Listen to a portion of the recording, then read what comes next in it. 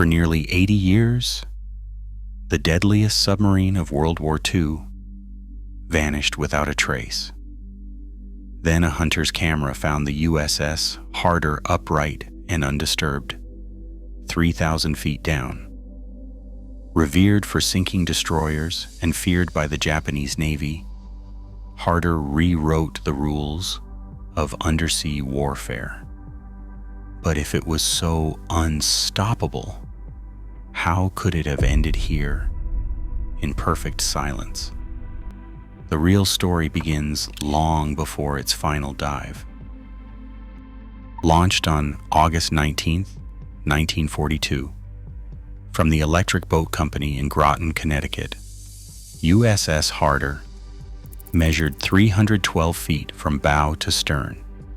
She belonged to the Gato class, the backbone of America's wartime submarine fleet, built for endurance, speed, and firepower.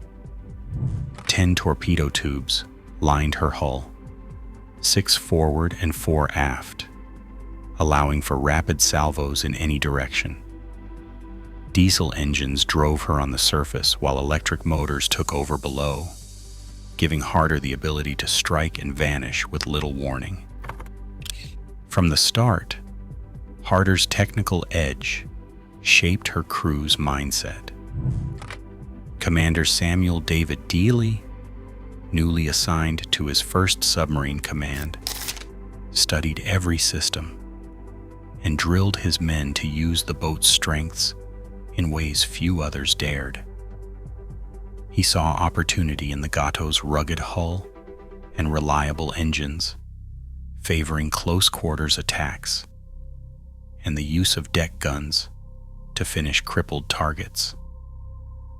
Early patrol logs show Harder surfacing in hostile waters, firing at damaged ships, and diving before escorts could react.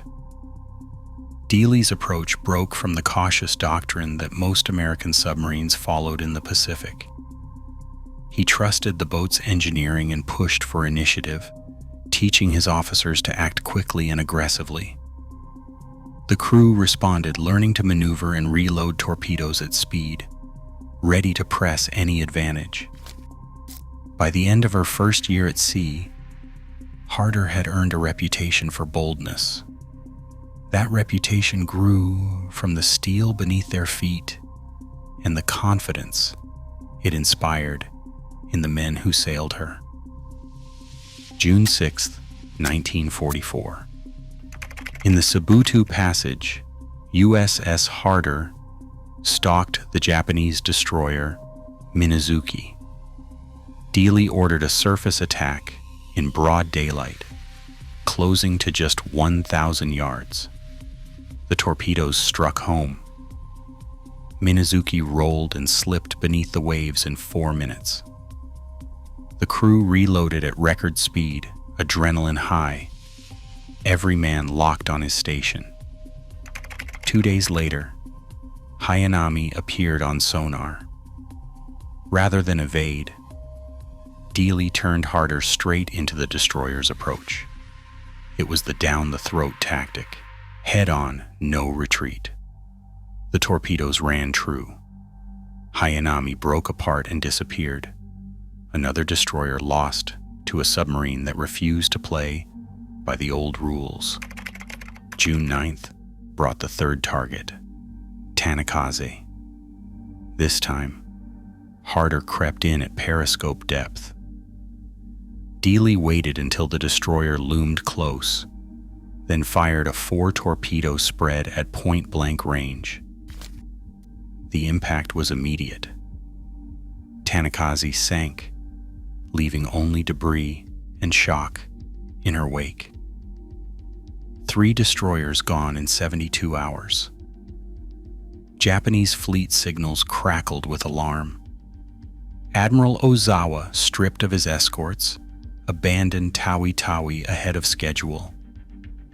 The Japanese carrier force, now exposed, would face the American fleet without its shield. In those 4 days, Harder's crew proved what relentless training and daring could accomplish. The submarine's reputation soared, but so did the pressure. Every victory tightened the spring, pushing men and machine to their absolute edge. 5 back-to-back combat patrols left their mark on the men of USS Harder. The pace was relentless, barely enough time for repairs before the next mission order came down. Sickbay logs from 1944 record a steady rise in stress-related complaints, headaches, stomach trouble, and sleeplessness.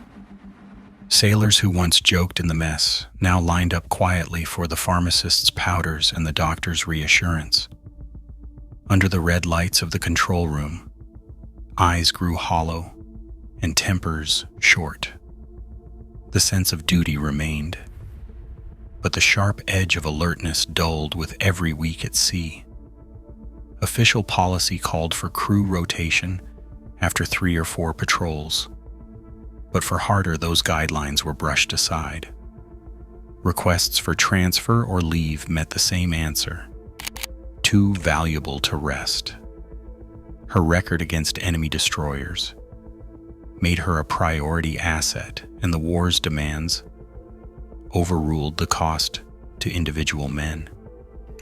Even Dealey, the captain whose name was becoming legend, saw his appeals for relief denied. The crew understood as long as Harder could fight, she would be sent back out.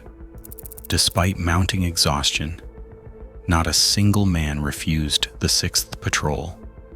In August 1944, Harder volunteered for Wolfpack duty alongside USS Hake and USS Hato.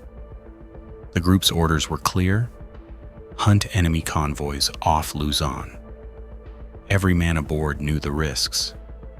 They pressed on, drawing on routine, camaraderie, and a stubborn pride in their ship's reputation. The cost of that pride, measured in fatigue, in frayed nerves, in the quiet toll of unbroken combat, would only become clear in the days ahead. Dawn broke over De Sol Bay on August 24th, 1944, with 3 American submarines spread across the dark water.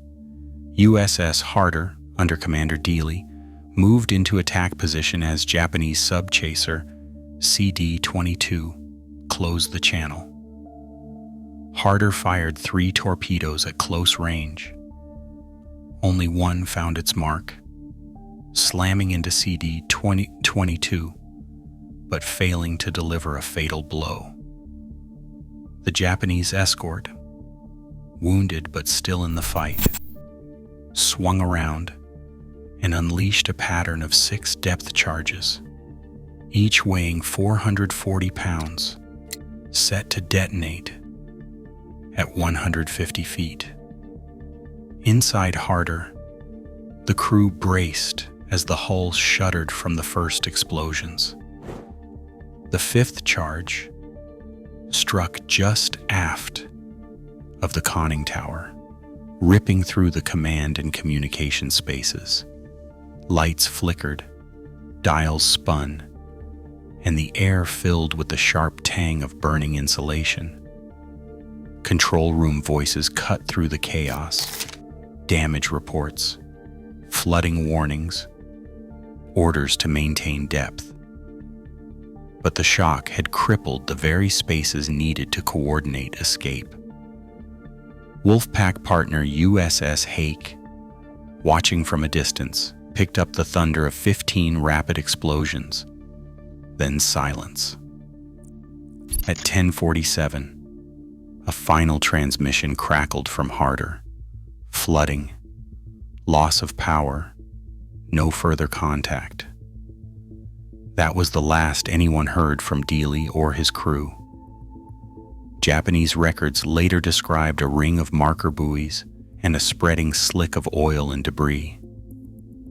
The sea closed over the submarine, taking with it 79 men and the answers to what happened in those last desperate minutes.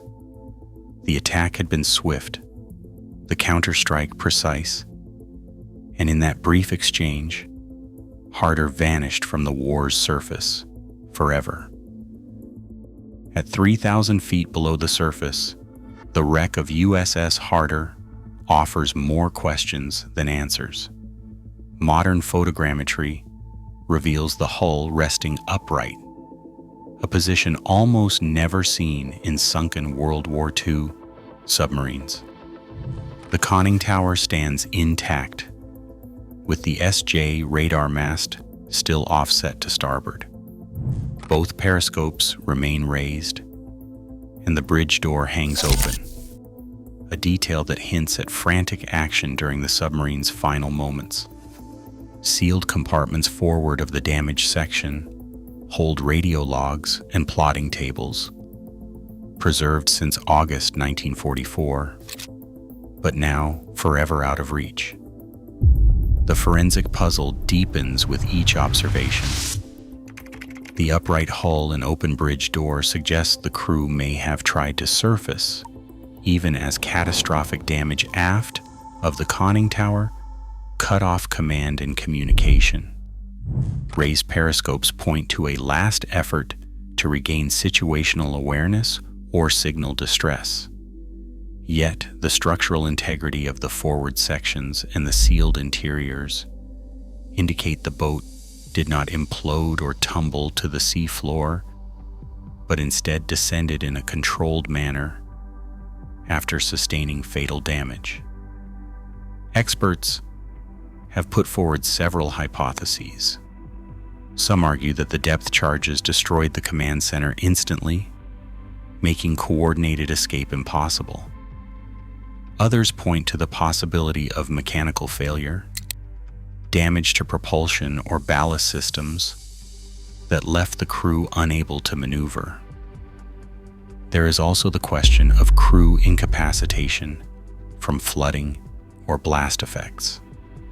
Each theory finds support in the physical evidence, but none can be confirmed without disturbing the wreck. Legal protections under the Sunken Military Craft Act now classify the site as a war grave. The sealed compartments and the remains within will remain untouched.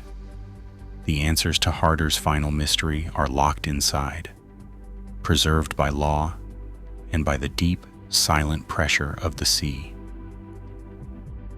Harder's wreck, located at nearly 4,000 feet, is now a protected war grave, its secrets sealed, its crew still on silent patrol. As deep-sea technology advances, we confront not just lost history, but the cost of innovation and sacrifice.